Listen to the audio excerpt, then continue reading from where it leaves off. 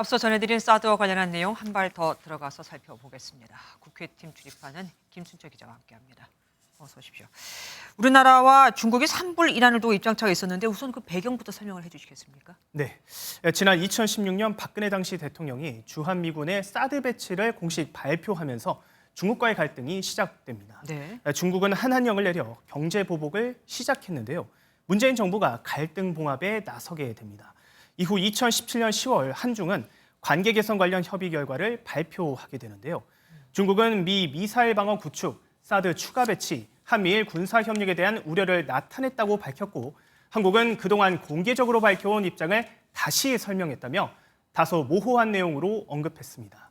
이후 중국 공산당 관영 매체인 환구시보는 산불과 함께 이미 설치된 사드 운용에 제한을 두는 이란까지 약속했다고 주장했는데요. 그해 11월 강경화 외교부 전 장관은 국회에서 약속이 아닌 우리 입장을 확인해 준 것이라며 이를 부인했습니다.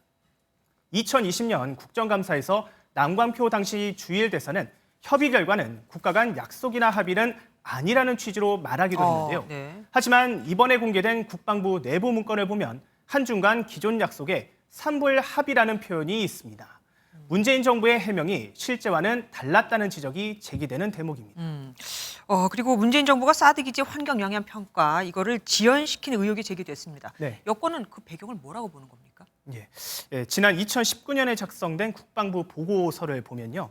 환경 영향 평가 관련 평가 협의회 구성이 한중 고위급 교류에 영향을 줄 수 있다고 적시돼 있습니다. 네. 그해 12월에 문재인 당시 대통령의 방중과 중국 외교부장 방한이 예정돼 있었는데 연내 추진이 제한될 수 있다는 것입니다. 눈치를 본 거군요. 네. 정부는 또 2020년 초 시진핑 주석의 방한도 추진했는데요. 외교 성과가 큰 차질을 빚을 수 있으니 이를 고의로 지연시킨 게 아니냐는 의혹이 제기되고 있습니다. 국민의힘도 상당히 격앙된 반응을 보였습니다. 네. 여권에서는 이번 일을 안보농단으로 규정하고요. 당시 관계자들에 대한 처벌을 요구하고 있는데요. 관련 내용 들어보시겠습니다. 중국몽과 북한몽에 취해서 안보농단을 자행한 인사들에 대해서는 성역 없는 감사원의 감사와 수사당국의 수사가 반드시 있어야 할 것입니다. 신원식 국민의힘 의원은 이번 사태의 중심에 문재인 전 대통령과 이해찬 당시 총리가 있다며 조사의 필요성을 언급했습니다.